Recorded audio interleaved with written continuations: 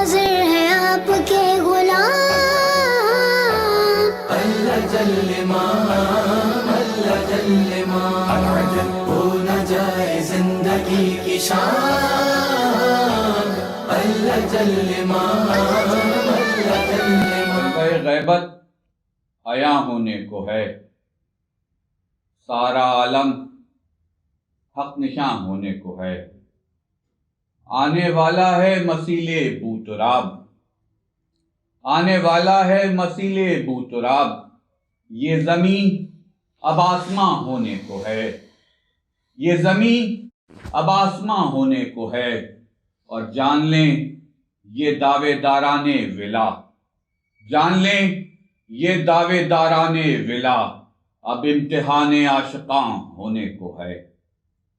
नाज़रीन कराम, कायम टीवी के खुसूसी सिलसिला गुफ्तगू इरफान इमाम मेहदी में आप हजरात को खुश आमदीद। जनाब अल्लामा इर्तिज़ा अब्बास नकवी साहब, मारूफ स्कॉलर, मुहक्किक, अदीब और दानिश्वर हमारे साथ आज फिर मौजूद हैं, और हम अल्लामा के बहुत शुक्रगुजार हैं कि अल्लामा साहब आपने फिर हमारे लिए वक्त निकाला और इस खुसूसी गुफ्तगू के लिए आपकी गुफ्तगू सामईन इस हवाले से सुनना चाहते हैं, और बड़ी बेहतरीन गुफ्तगू एक प्रोग्राम में शुक्रिया। अभी आपकी यहाँ जारी हुई है।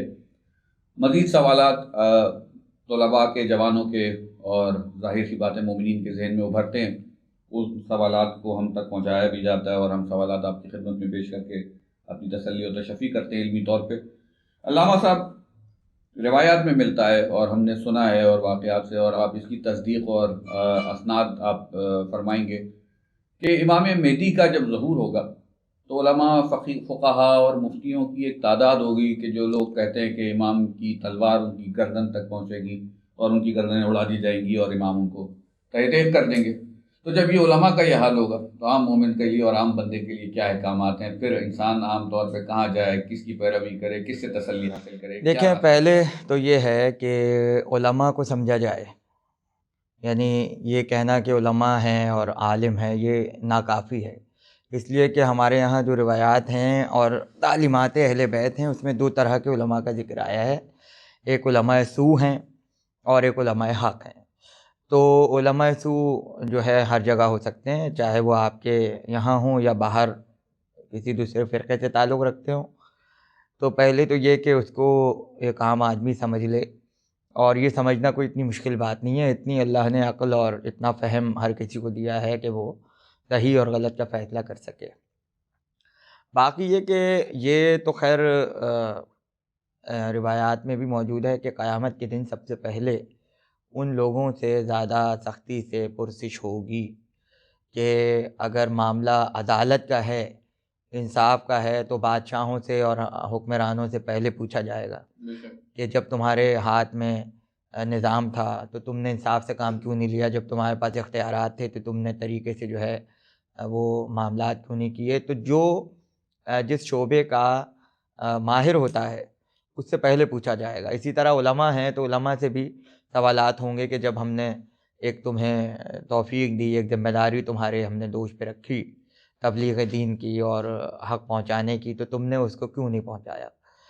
उनके बाद फिर जो है वो पब्लिक से सवाल होगा।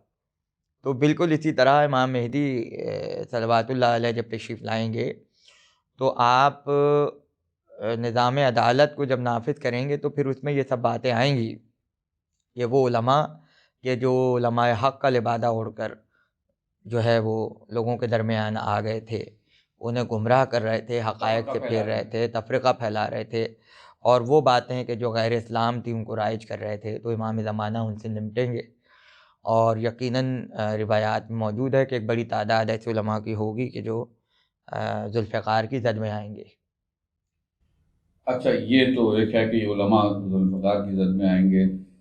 सवाल में जो है वो आम आदमी की तशफ़ी के लिए कि वो आम आदमी इस वक्त में जबकि ज़हूर का अरसा है और कुछ निशानियां ऐसी वक़ूफ़ पज़ीर हो चुकी हैं कि लगता है कि ज़हूर के वक्त की क़ुर्बत है, मोमिन क्या तैयारी करे अपने तौर पे अभी के, जबकि जब उलमा पे भी एक इत्तफ़ाक़ राय मुमकिन नहीं है, आम इंसान के लिए, एक मोमिन के लिए, एक बंदा मुस्लिम के लिए کیا ایک گائیڈ لائن ہوگی عام طور پہ؟ پہلی منزل تو یہ ہونی چاہیے کہ مشہور حدیث ہے کہ جو امام کی معرفت کے بغیر مر جائے وہ جہالت کی موت مرتا ہے. سب سے پہلے تو امام زمانہ کا عرفان ہونا چاہیے، اور آپ کو اپنے آپ کو جھنجھوڑنا چاہیے کہ دن میں کتنی مرتبہ آپ یاد کرتے ہیں امام کو، اور کس طرح یاد کرتے ہیں؟ اور کس طرح یاد کہتے کرتے ہیں. مگر تو پہلی منزل تو یہ ہے کہ وہ بنیادی باتیں جو امام سے تعلق رکھتی ہیں وہ پتہ ہونی چاہیے. انٹرنیٹ کا زمانہ ہے اور ایسا نہیں ہے کہ اب صحیح معلومات آپ کو نہیں مل پائیں گی. تو جتنا وقت ہمارے نوجوان اپنی دیگر مشاغل میں خرچ کرتے ہیں انٹرنیٹ پہ، تو کیا وہ 10-15 منٹ امام زمانہ کے لیے نہیں نکال سکتے؟ تو پڑھیں، دیکھیں قیامت کے علامات، ظہور کی علامات، ان سب چیزوں کو پڑھیں. ایک تو یہ مرحلہ ہو گیا کہ امام کی معرفت حاصل کی جائے حسب ظرف.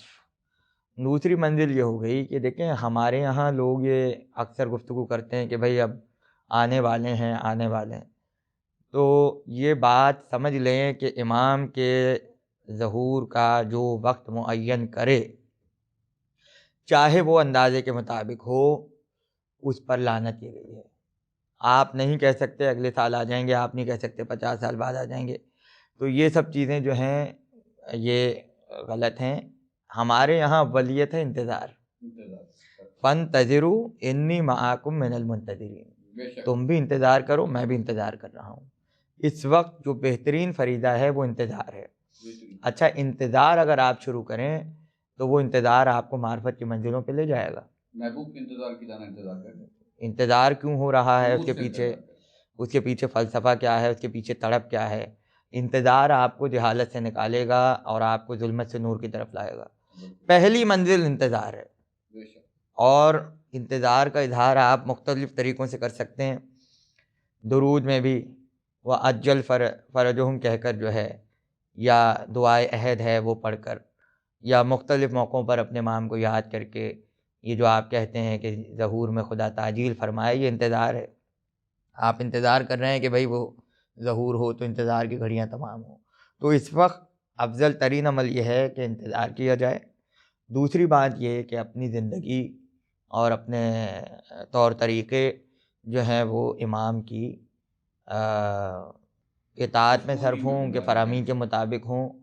اچھا، پھر ہر وہ عمل کہ جو آپ سمجھتے ہیں کہ امام کو پسند ہے وہ کیا جائے. ہمارے یہاں عام طور پہ لوگ یہ سمجھتے ہیں کہ بھئی عمل خیر اور شریعت کی پابندی، یہ سب چیزیں تو ہم پہ واجب ہیں، یہ تو ہمیں کرنی ہے. یعنی اگر ہم یہ نہیں کریں گے تو اس کا تعلق براہ راست صرف امام زمانہ سے، ظہور سے پہلے بھی کرنی ہے. یہ نہیں ہے کہ آپ نماز پڑھیں اور آپ واجبات کو، یہ تو کرنا ہی ہے. یہ تو اگر آپ کو انتظار ظہور مہدی نہیں ہے تو یہ بھی آپ کو کرنا ہی پڑے گا.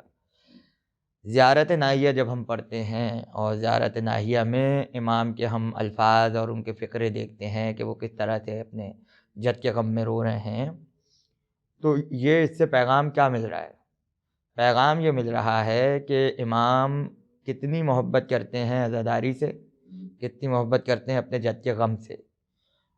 تو فروغ عزاداری بھی انتظار کا حصہ ہے.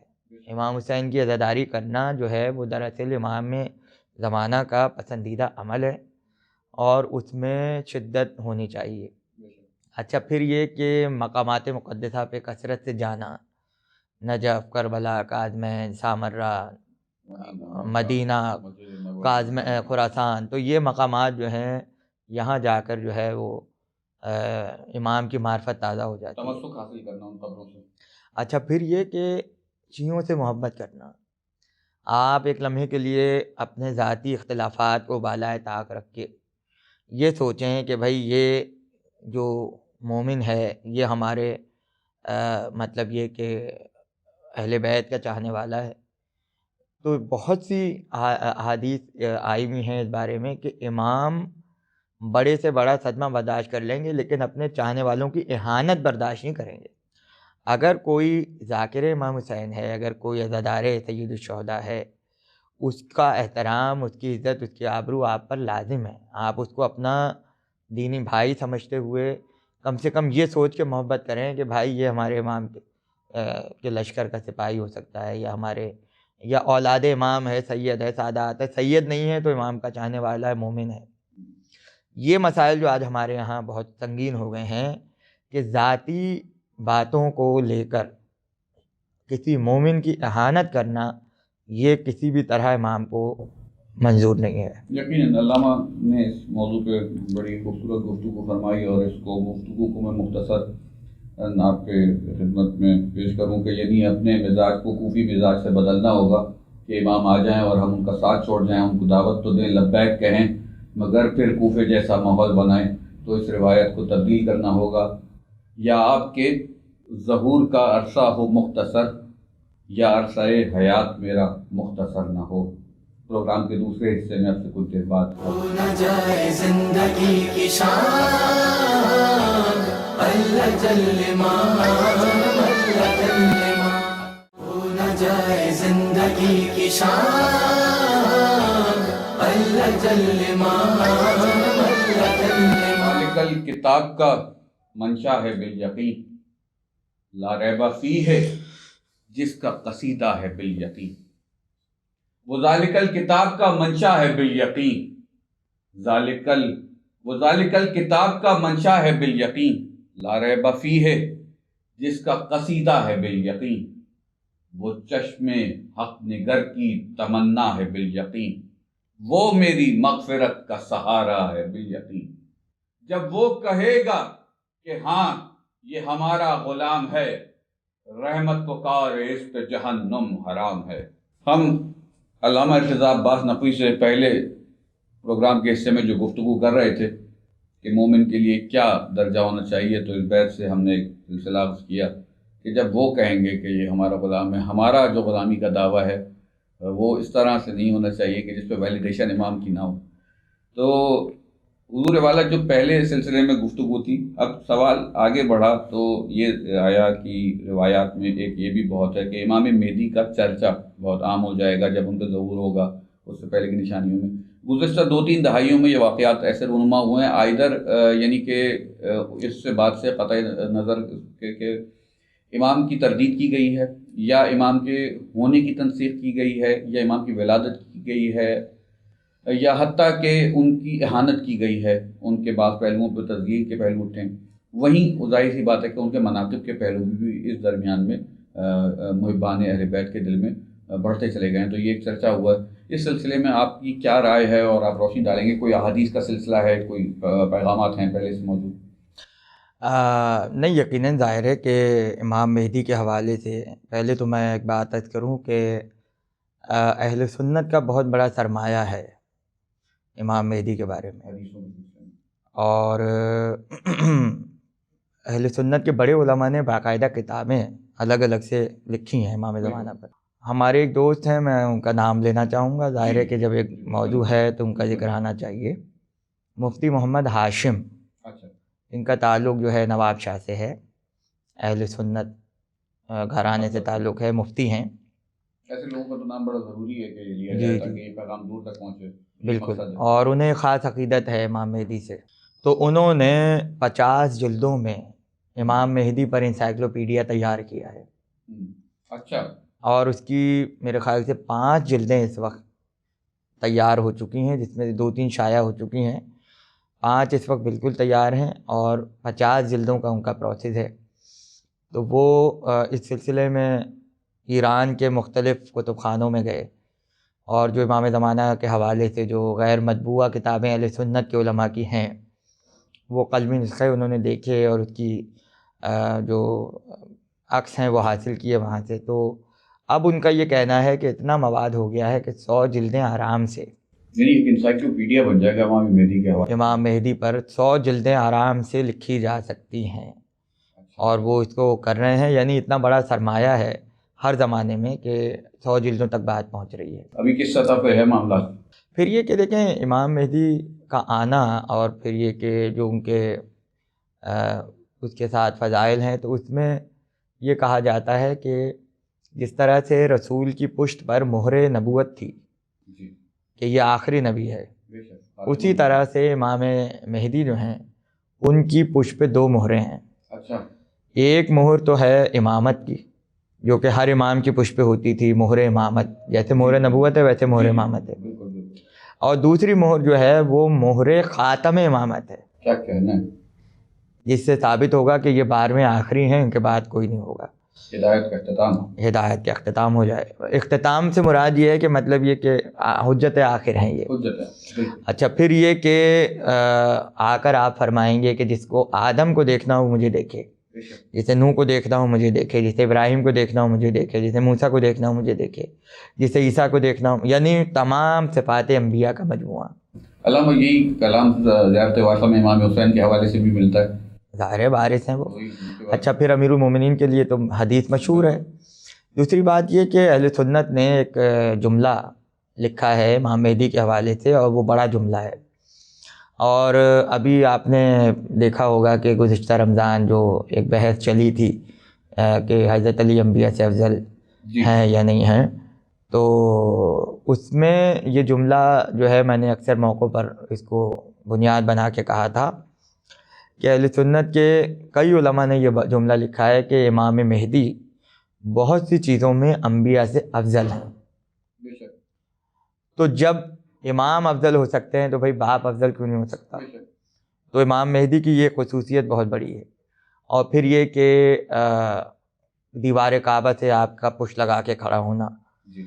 علم رسول کا لے کر آنا، پیراہن رسول کا لے کر آنا. ایک روایت ہے امام جعفر صادق سے کہ جب آپ کی بزم میں امام مہدی کا تذکرہ ہوا تو آپ جی. نے راوی سے پوچھا کہ کیا تم وہ کرتا دیکھنا چاہتے ہو جی. جس میں مہدی ظہور کریں گے؟ اچھا. بڑا حیران ہوا. اچھا. کہ یہ آپ کیا کہہ رہے ہیں؟ تو وہ غلام کو اشارہ کیا اور وہ صندوق لے کر آیا.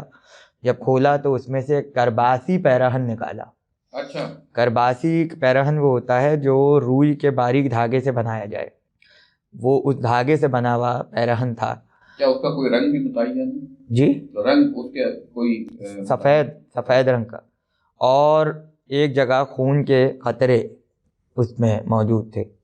تو اس نے پوچھا کہ یہ خون کے قطرے کون تھے؟ تو آپ نے فرمایا کہ رسول کے جب دندان مبارک شہید ہوئے تو یہ اس کے خون کے قطرے ہیں. یہ وہی کرتا ہے جو رسول نے اس وقت پہنا تھا، اور وہی کرتا پہن کے امام مہدی تشریف لائیں گے. تو پیغمبر کا پیراہن، پھر انگوٹھی حضرت سلیمان کی ہوگی، حضرت موسیٰ کا عصا ہوگا، اور وہ ذوالفقار جو کربلا کے بعد نیام میں چلی گئی وہ دوبارہ خونفشاں ہوگی. تو یہ ساری چیزیں یعنی جو ہیں یہ اتنے خوبصورت موضوعات ہیں کہ اگر اس کو مستقل عنوان بنا کر بیان کیا جائے تو بہت تفصیلی گفتگو کی جا سکتی ہے. اور استفادہ حاصل کریں گے. ایک سوال ذہن میں اور نکلتا ہے. آپ نے کہا جیسے پشت کعبہ سے امام اپنا پہلو ٹکائیں گے اور وہاں سے کھڑے ہوں گے. مسجد سہلہ ہیڈ کوارٹر ہوگا امام مہدی علیہ السلام کے لیے، یعنی وہاں امام کا قیام رہے گا اور ظہور کے بعد. تو یہ مقام کوفہ میں ہے.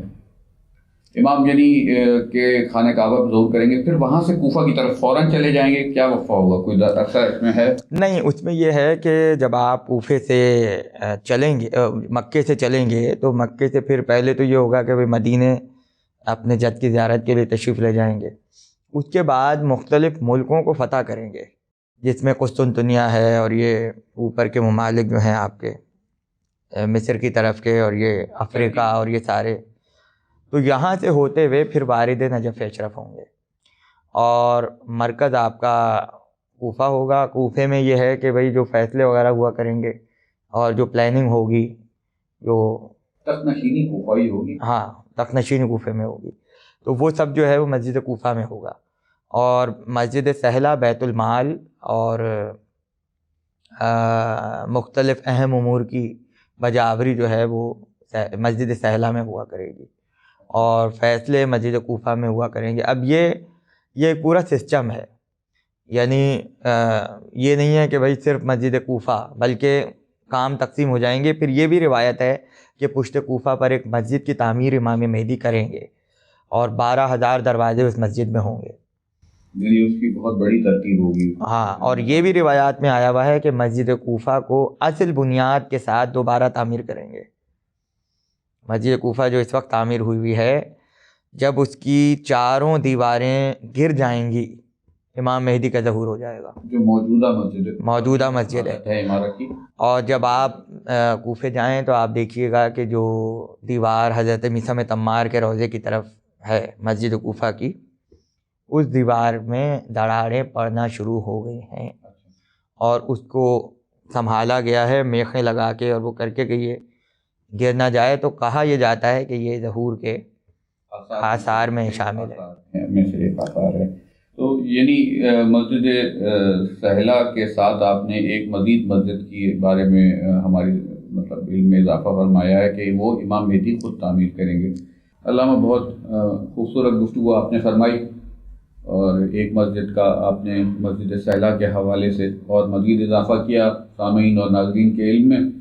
اور امام مہدی کی یہ تعمیر کی جانے والی مسجد یقیناً ہمارے لیے علمی اضافے کا اور ہمارے ناظرین کے لیے بھی علمی اضافے کا باعث ہوگی. انشاءاللہ مزید گفتگو کے لیے آئندہ پروگرام میں حاضر ہوں. منتظر ہے آپ کے غلام